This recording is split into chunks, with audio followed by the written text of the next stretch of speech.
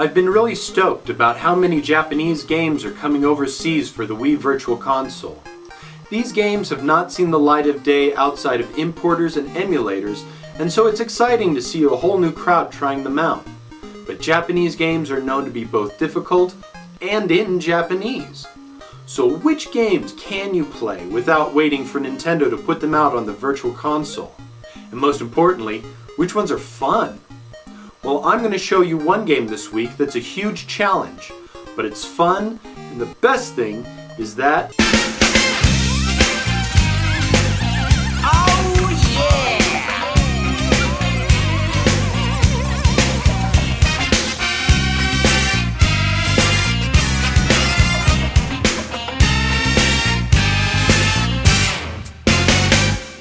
Now, I was trying to think of a good game for my premiere episode, and I came across this.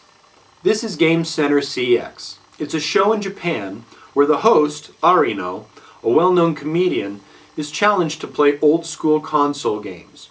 One of the toughest he ever played was Kai no Boken, or Quest of Key. It was produced by Namco in 1988, and it's actually the prequel to the 1985 game Tower of Druaga. In Quest of Key, you play as Princess Key. The demon Druaga has stolen a magical blue rod and placed it on the 60th level of his mansion. You have been charged by the goddess Ishtar to retrieve the item.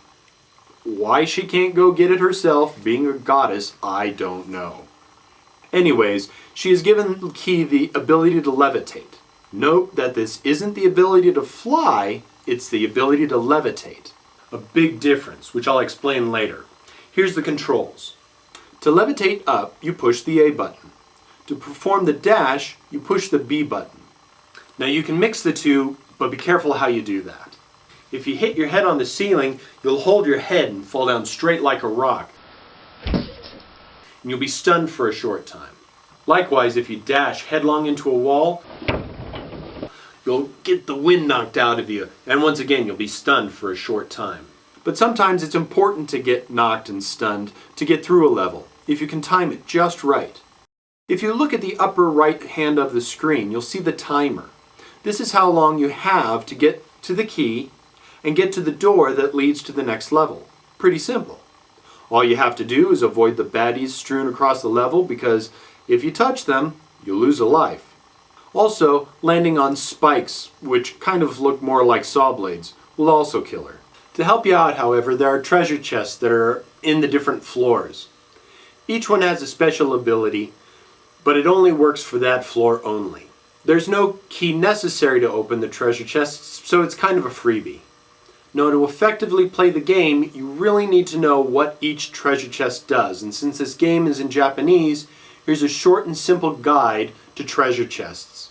Treasures range from a warp that sends you to a different stage, a present that gives you extra points. This S flag gives you an extra life, where this L flag adds to your timer. One chest makes your opponents fall asleep, while another stops them in their tracks for a short time. Protection chests make you either invulnerable for one hit, or invulnerable to red flames. The wave chest stops shooting enemies from shooting. The pearl and cross treasures remove specific enemies from the stages, but you don't find those too often. Same thing with the candle that lets you see invisible enemies. The only bad treasure is the poison chest, and that reduces your time greatly. It's only found in about 10 stages, so it's nothing to freak out about. But the best one is the wing treasure. Now usually when you press the A button and let it go, Key levitates and then falls, and you can't get her to rise up again until she touches the ground. The wings allow you to press the A button multiple times and actually have her fly. Now this game is a really fun challenge, and for me, it's the difficulty that brings me back to it. It exemplifies what old NES games are. They're fun with a gradual learning curve, and nobody's holding your hand through it.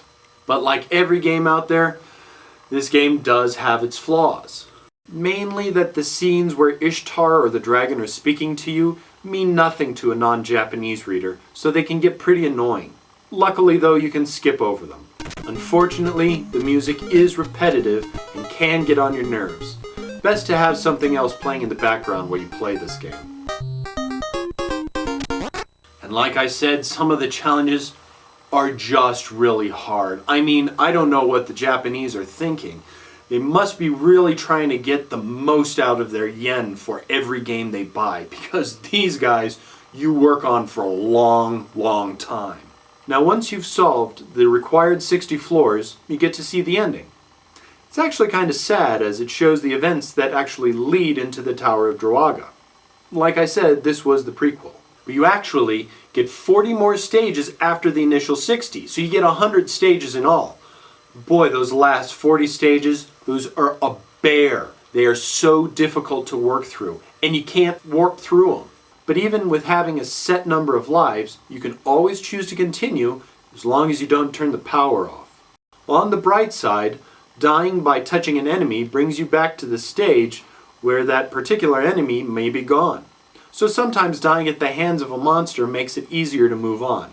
And don't be surprised if you see some Namco monsters making cameos in this game. It's so difficult, it's fun. And while I don't have 13 plus hours to work on this game in one sitting, knowing where warp treasure chests are really helps you out through this game. The gameplay is simple and straightforward, and for me, I really think that hardcore and casual gamers alike will really enjoy this game. So, to wrap things up, you will miss a bit of a semblance of a story, but it's not important to gameplay at all and is easily passed over. It can be played by anybody. This game is fun if you like a straightforward game that you can put down and come back to. No storyline may be a disappointment for gamers who like a plot. It's a classic style game that harkens back to games that don't hold your hand. It starts off easy and gradually increases in difficulty. A nice challenge for hardcore gamers. Got a friend who claims they're an 8-bit master? Throw this one at them and watch them hit their head and fall. The graphics are nothing too spectacular, especially for the time that this was released, but it really doesn't need high-tech graphics, but that can be a problem for some. Smooth and responsive. This game is all about the replay. Even knowing patterns won't help you too much. It just comes down to skill. Expect to pay about $4 or $5 for the cart alone. It's pretty common, so it won't be too hard to find, and it usually won't be too expensive. If you like a challenging game, try this one out. I think you'll be pleasantly surprised. So thanks for watching, and be sure to leave written or video comments about what you thought of this episode, or even games that you might like to see me review in the future.